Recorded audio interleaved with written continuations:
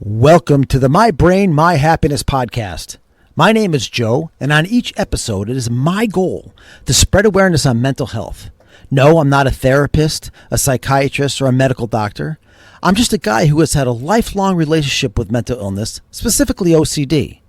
Together with you, I want to blow the roof off the stigma that comes with having a mental illness. You need to know you're not alone. I promise this podcast will be upbeat and positive. My goal with each episode is to make you understand that you don't have to take this on alone or in silence. Now let's change some lives.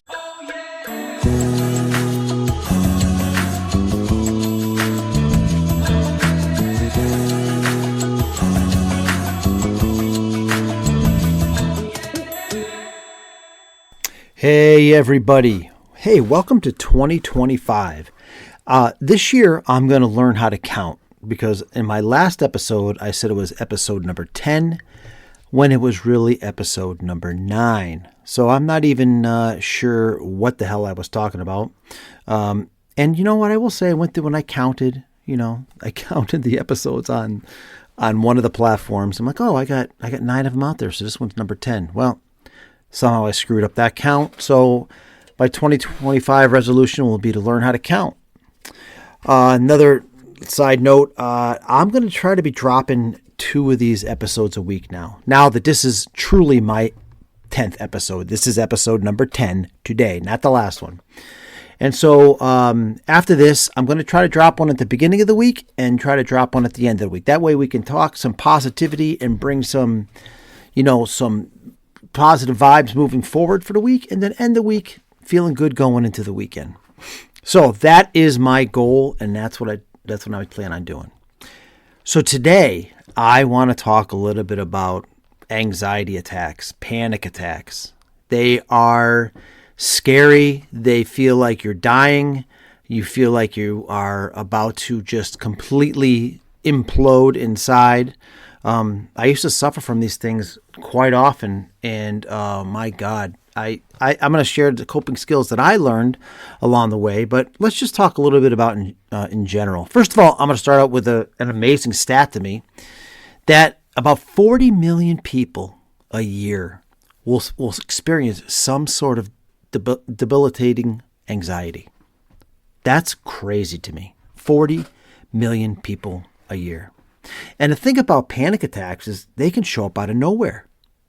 Your body literally, you could be standing still, not moving, and your insides and your brain is racing. Your heart's pumping. You are hyperventilating. It is insanity. You feel like, you literally feel like you're going to die. I mean, I guarantee you that a lot of you who have had a history with panic attacks, anxiety attacks, have been to the ER. Right? Thinking you're having a heart attack, and then they do all the tests, and then you discover you're having panic attacks. And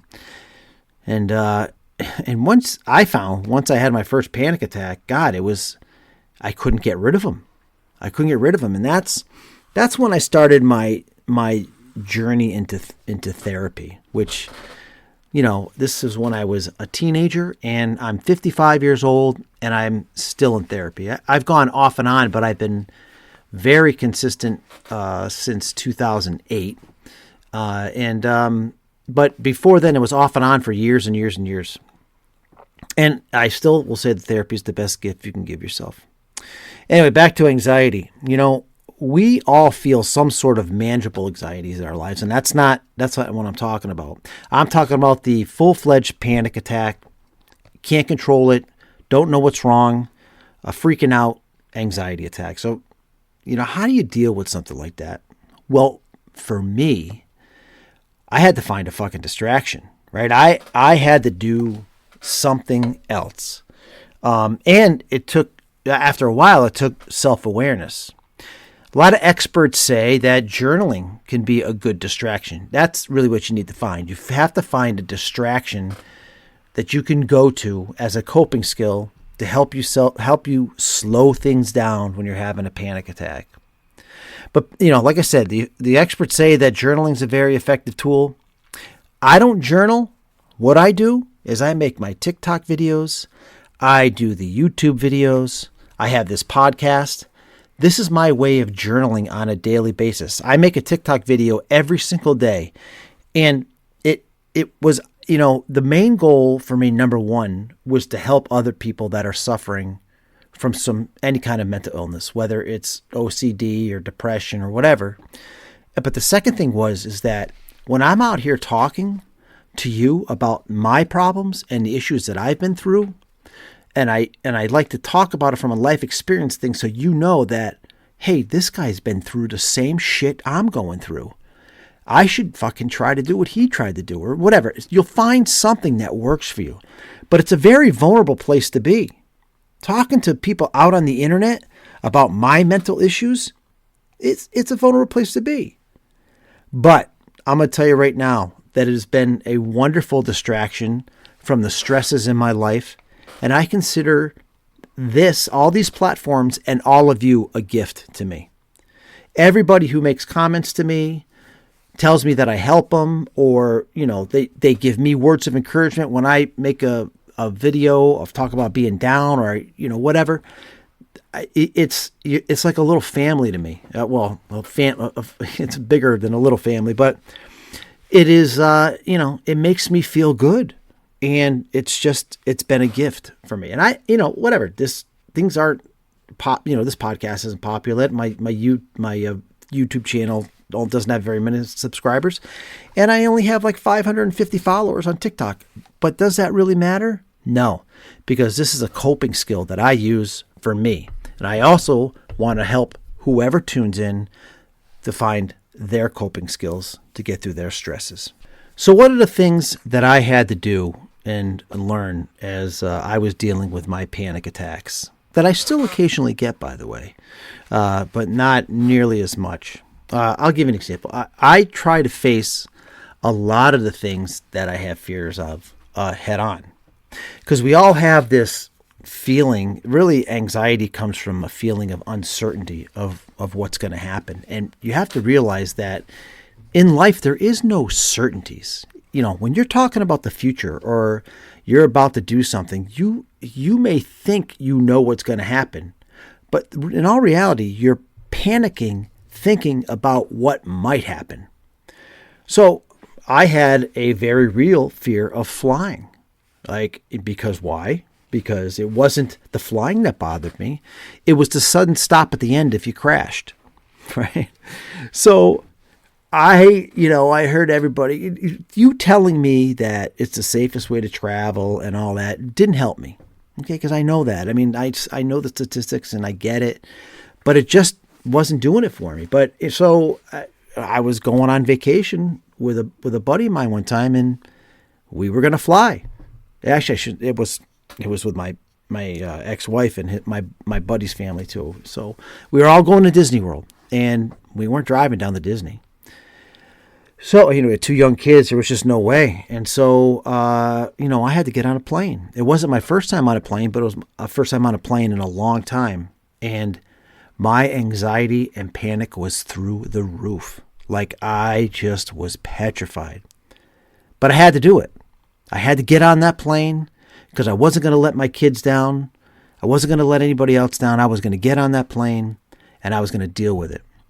And yeah, when we took off, my panic was in full tilt, man. I was on a scale of 1 to 10. I was about a 60.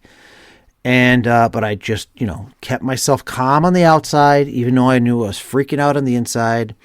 And I just kept telling myself, hey, this is the safest way to travel. I just kept rolling the stats out in my head. I kept talking about it. And I started trying to think of other things. I remember I had some headphones on. It was before the days of AirPods. I had some headphones on. I was listening to some music. I was holding my wife's hand. I was doing whatever I needed to do to try to turn my focus to something else other than my panic and my anxiety. And I found that the more I flew, the more I liked it. And now when we go on any trip, my wife and I go to the Caribbean every single year. And you know what? You can't get out there. Unless you go on a cruise, but still, you can't. We don't go on cruises, so we fly, and I have no fear of flying anymore. Zero. I just get on a plane and whatever's going to happen is going to happen, because you cannot control the outcome of the future.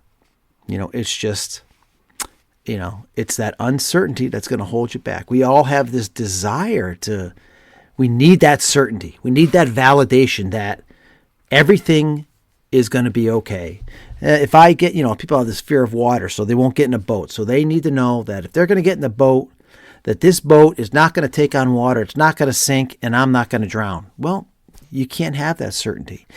And you can't just avoid everything that you fear in life, or else you won't live any kind of fulfilling life. It's a very difficult way to get through things. Life's unpredictable. It is. So stop living your life with the predetermined notion that you can predict it. Stop it. When you let uncertainty in and accept that you will not know the final outcome of what you're about to do, you'll start to see that your anxiety and your panic will start to dissipate as you do these things. And every time you do it, you walk out of it and you're like, that wasn't so bad. I'm okay.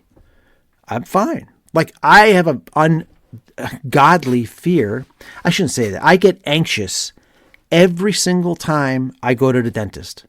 The dentist has never hurt me, but I got to go to the dentist next week and get a crown on my tooth. And I've done nothing but think about it since I made the appointment. A little bit of that is OCD, a little bit of anxiety, but I know before I go to the dentist, I am going to have to take some anxiety medicine. I don't want to rely on meds, but I do take anxiety medicine every day. But I know that when I go to that dentist's office, I'm going to need to take a little extra that day. It's just what I need to do. So, I use a lot of different coping skills. I know I do take medication, but when, I've had panic attacks where my medication was not available and I had to figure out how I was going to bring myself down. So what do I do? Well, first of all, self-awareness is crucial. So I am lucky enough to had this relationship with anxiety and OCD and all this for such a long time that I have self-awareness, and I know when I'm having a panic attack. Like, I know that, okay, this is a panic attack. I also sometimes will get physical triggers, like my fingers will start to tingle because I'm hyperventilating. So, that blood oxygen level, whatever. So my fingers will get tingly. I'm like, uh-oh, I'm hyperventilating. All right, let's focus on the breathing first. So that's what I do. I start taking deep breaths in through the nose and out through the mouth. I know you guys have heard this a million times, but it works. And if you just focus on that, just focus on breathing in through the nose and out through the mouth, and don't think about anything else except focus on your breathing. I'm telling you, it has an amazing impact. So that's one thing that I do. And the other thing is I have to find distractions, whatever that distraction may be. A lot of times, and this happens a lot now still, I will wake up, and I don't know if it's because I've had a nightmare or whatever, I will wake up and I'll be in a panic attack. My heart will be thumping, my mind will be racing, and I'm like, God, what am I going to do? You know what I do? I turn on Friends, the show Friends, because for some reason I find some sort of comfort in Joey, Ross, Phoebe, Monica, Rachel, and Chandler. I just turn it on. I don't even have to watch the episode. I can turn it on, roll over, and just listen to the episode. And the next thing I know, it's morning and I've woken up from a good night's sleep. Because that's my coping skill.